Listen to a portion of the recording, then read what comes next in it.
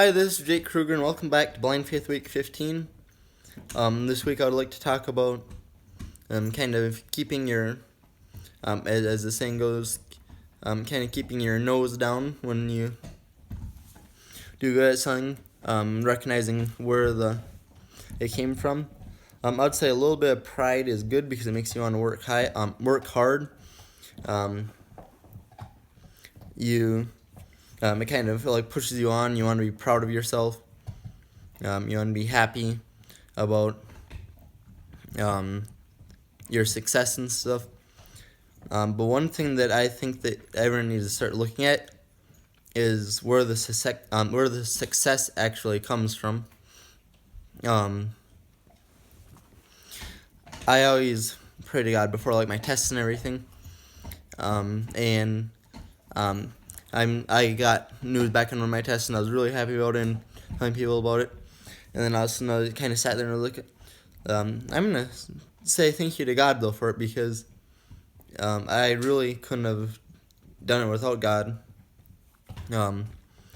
He helped me out.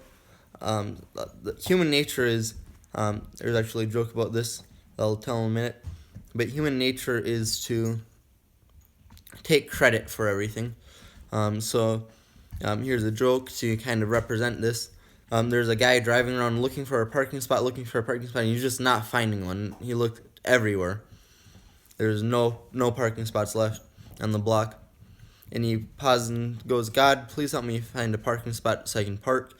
And all of a sudden, right after he said that, one opens up, and his response was, "Oh, never mind, God, I found one myself." So this was a joke, but this was kind of how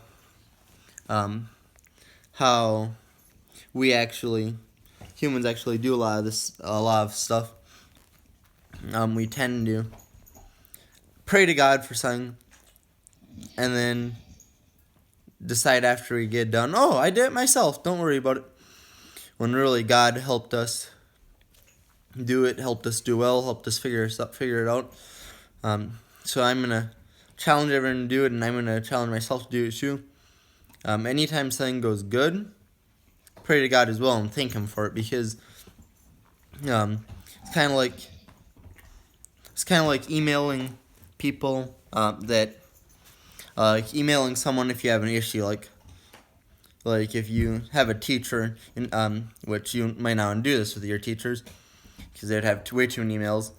But let's say if you have a teacher and everything's going good, you're not going to email them. But as soon as something starts going bad, you email them, ask them a question or whatever. It's the same thing with God. I feel like when everything's going good, we don't thank Him for it. We don't do anything. We just ignore it and just live our lives. As soon as things start going downhill, we start struggling, things start going bad, right away, we pray to God and stuff. So I try to go around now, thank God for this blessing in my life, like Raven, here Raven, like Raven. She's busy right now, but there's our pet dog Rocket. But I can say thanks for him too. There's Raven. Raven, hop up. Here, Raven. Good girl. She's got an Nylabone right now, which I can also say thank you to God for, because God supplies us with everything. He supplies us with every situation. Makes it so we're capable of buying the Nylabones, provides us with people to make the Nylabones. That's just an example. There's a lot more important things than that, but to Raven, that Nylabone is really important, and so I'm thankful. I'm even thankful I'm able to get her Nylabones and stuff, because it's something that God's provided to us to be able to get. But yeah, the main idea of this part is to just keep your nose down, be proud of yourself, but make sure you thank God. Don't be arrogant about it. Don't be over proud. Just kind of, you can tell people about it, be proud of it, but at the end of the day, when we die and go to heaven, a lot of this stuff doesn't matter. Like my test, I got 96% on.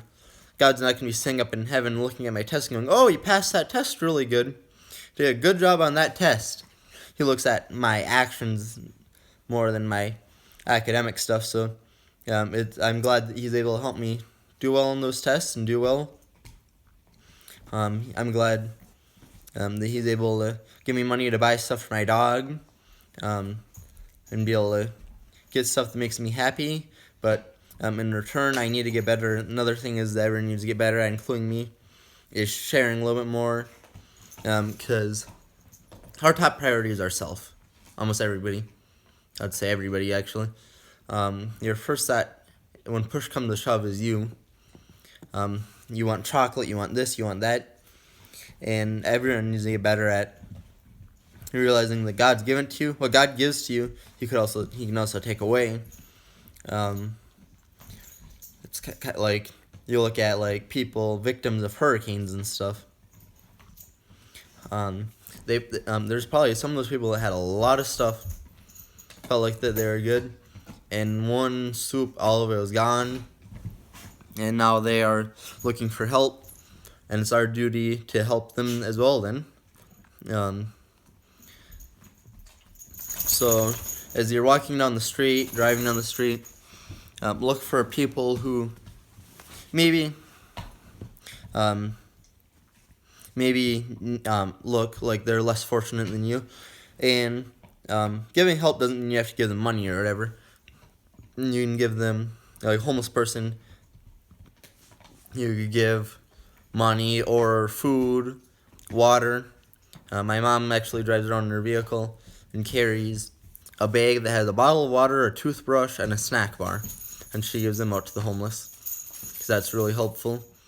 Another suggestion for homeless that, I can't talk for God for sure, but I feel like He would approve of, is trying to help them find a job, because giving the homeless something one time helps them that one time. But it's not going to be a lifelong support system, where if you can help them find a job, help them get back on their feet, that's a lifelong support system. So I know that the Bible talks about giving your coat to the homeless, like giving your coat to someone who's cold, helping people who are cold.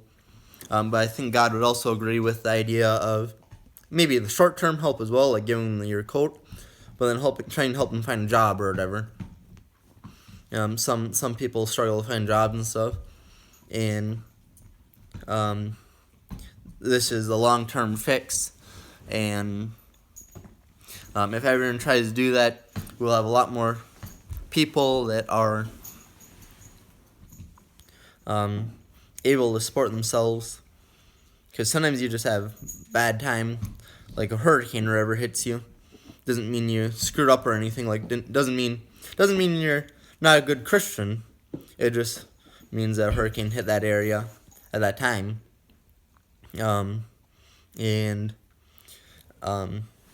So it's our duty to help them get back on their feet. That's kind of my idea for that. That part is just the not being too proud. Make sure that nobody's beneath you to talk to. No matter who they are, nobody's too high above you to talk to you, or too low.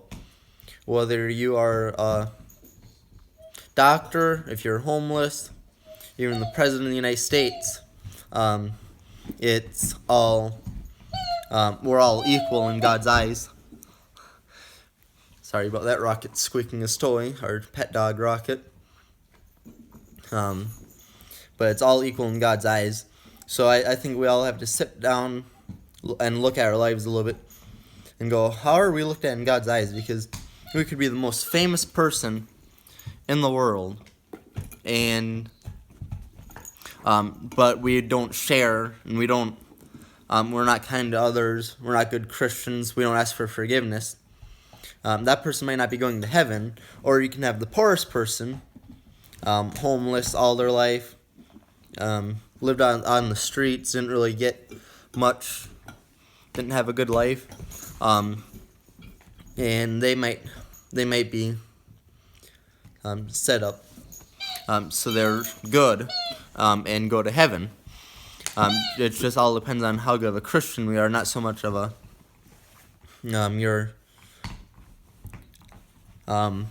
your wealth and stuff. And people always fight for wealth, but it's material. It's not really meaningful. And yeah, so that's my idea on wealth and stuff is, and also it hurts the planet too. The more you spend and buy stuff and throw stuff out because maybe you have a slightly outdated thing. Maybe, like for example, I want to buy new goose decoys or whatever. Maybe I could have stuck it out a little bit longer with the ones I had and donate to a little bit of money to an organization to help people out, or spent some of my time, instead of looking online trying to find what I wanted to buy, spent some of that time looking online trying to find job applications, trying to help people get back on their feet, like just trying to set people up good. So it's kind of like a message for today is basically pay attention to how you spend your time. Make sure that you're thanking God for what He gives you. Don't take anything for granted, because what can be given can also be taken. And make sure that you're being good Christians, helping other people when they need help. And not just short term, but long term. And that's the message for the day. Thanks for watching. Jake Kruger, Blind Faith. Remember, I did open up that email account. It's jkruger.blindfaith@gmail.com. Again, jkruger.blindfaith@gmail.com. You can email me any questions, comments, concerns, anything you want to know. If you want me to talk about a certain topic that you're curious about, I can definitely try to. Just anything that you ever want to talk to me about, you can email me. Or if you're just looking for someone to talk to, I'll get back to you as soon as possible. Just send me an email. If you're going through a hard time, let me know. I can pray for you. Ask other people to pray for you if you'd like. Yeah, just let me know. This is Blind Faith. Thanks for watching. Have a good week.